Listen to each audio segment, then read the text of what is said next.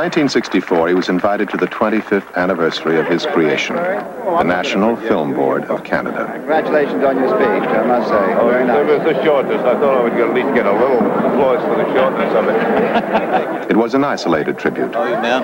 No Canadian government or university had ever honored his massive contribution to the country. I've been long gone. Old friends and employees had to put up money privately for an earlier tour of Canada. They actually recognized me after 25 years. A curious relic. Why?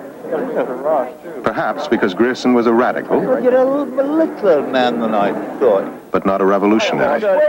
He had always insisted on working within the system, with ideas that were ahead of their time, with programs launched before there was the machinery to handle them.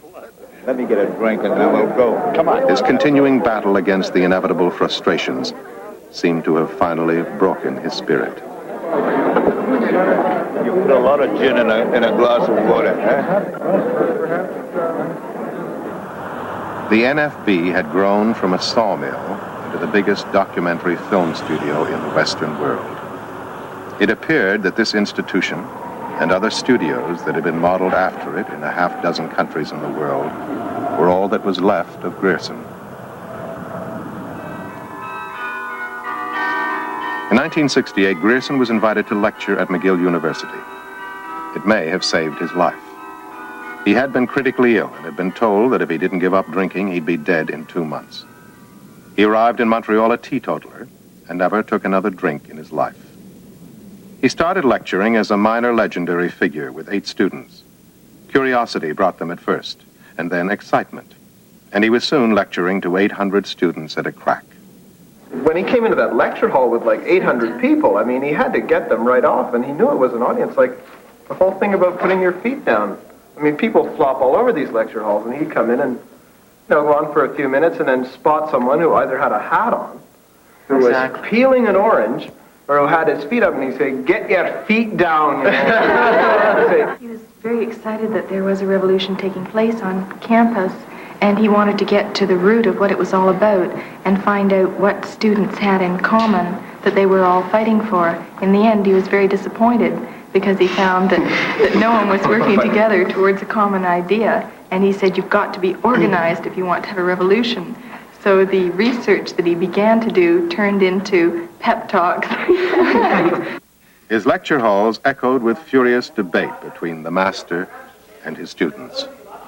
If you're going to make a movie about those recent events in Montreal... I'm not going to make a movie about those recent events. I've made a movie for many years, and I'm not going to make another one, period. Well, you've got to teach me how to make one, okay? I will not teach you how to do it. You'll teach yourself how to make movies the same way as I did. What do you want to say about those events to who? Now, what do you consider significant about What are you getting me into? Am I a film producer now, or am I Monsieur Trudeau, or what? What position of the argument am I occupying? No, that's what I'm trying to get at. You see, because you said... Are you heckling me for something I've said? Well, then I welcome you. What did I say that you disagree with? Actually, I was trying to get a grip on what you said. Well, you're trying to get a grip on yourself, my friend. And always there was that old curiosity. When he saw somebody making a movie, he had to find out what it was all about. The editing of this must be awful, is it? New lightweight equipment and super-sensitive film stock had made it possible for almost anybody to make movies. It's fascinating. Grierson, an elitist, was at first skeptical. Just think of the editing as, a fearful burden, isn't it? It's interesting. But the subject isn't good enough, Oh, yeah. No. There's nothing here. He'd been away a long time, but as soon as he saw the possibilities, he became a brilliant analyst of the new cinema. This is just a lot of friendliness, and you can't make a picture out of just friendliness, You can make a nice thing, but you can't make a picture out of it. He, although I'm sure, was very much aware of what was going on the technological side, was not interested in that. I think he wasn't interested in gimmicks and gadgets, although he knew the significance of a new camera or a new gauge in tape or film, but was basically interested in what is it all going to be for? What are we going to do with it? What are we doing with it at the moment? This I found kind of refreshing. He wanted people who were going to teach. He wanted people who were going to be politicians. He wanted activists. He didn't want to have anything to do with the so-called artists whatsoever. And he wouldn't hear it mentioned. Someone would say, well, what about art, children's art? And, God. Grierson was again a man in demand, called to India on a roving commission to push the principles of birth control. Here was a chance to put the new technology to work, gadgets like the cassette tape recorder. I believe that the first great mass medium in the world is conversation, word of mouth. And it's about time somebody reminded that, because it's by word of mouth that all values are exchanged, all loyalties are exchanged, all political loyalties in particular are created. He was full of ideas for the use of film for our family planning movement, which has to reach such different types of people, men and women, not only in the towns, but in more than 500,000 villages. He could still persuade prime ministers, but he was more interested in reaching the teachers in the villages. We might be able to decentralize communication in a very, very vast way in India, because so much of the propaganda is a giving of orders in a bullying manner from us to you.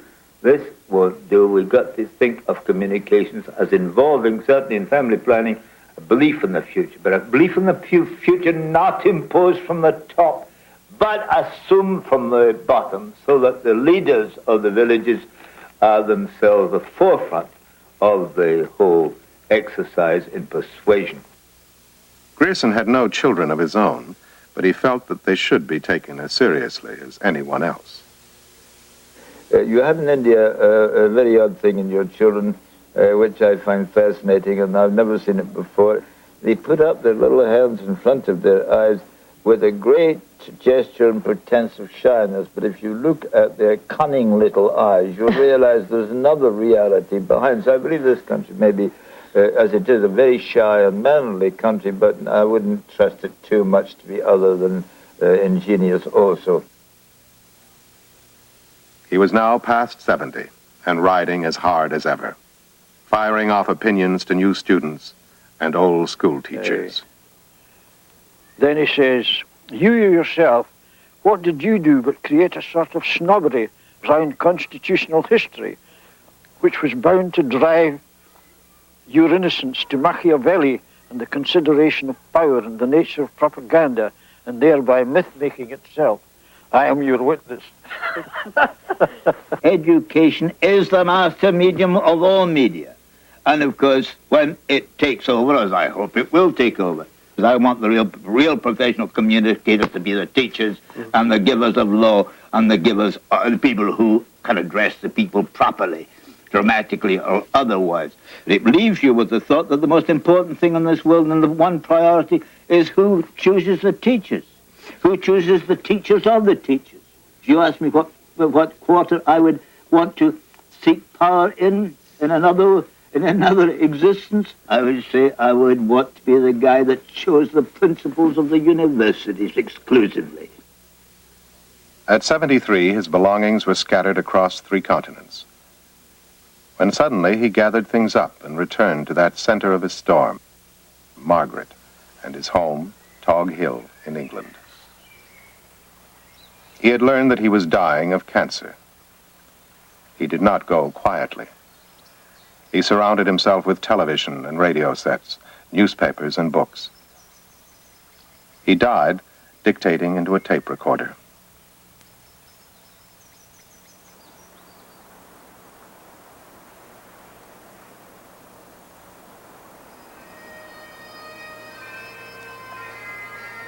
I've spent a wandering life, and the paradox of getting around is that you hold closer in the mind to where you come from. It is your first and original power of attorney. No, your national affections will not stray much, and distance will lend enchantment, and all the dreamers will behold their Hebrides. But as you wander, as you come up against other horizons, other peoples, other conditions of life, you do find yourself examining more and more the attitudes to life your country gave you.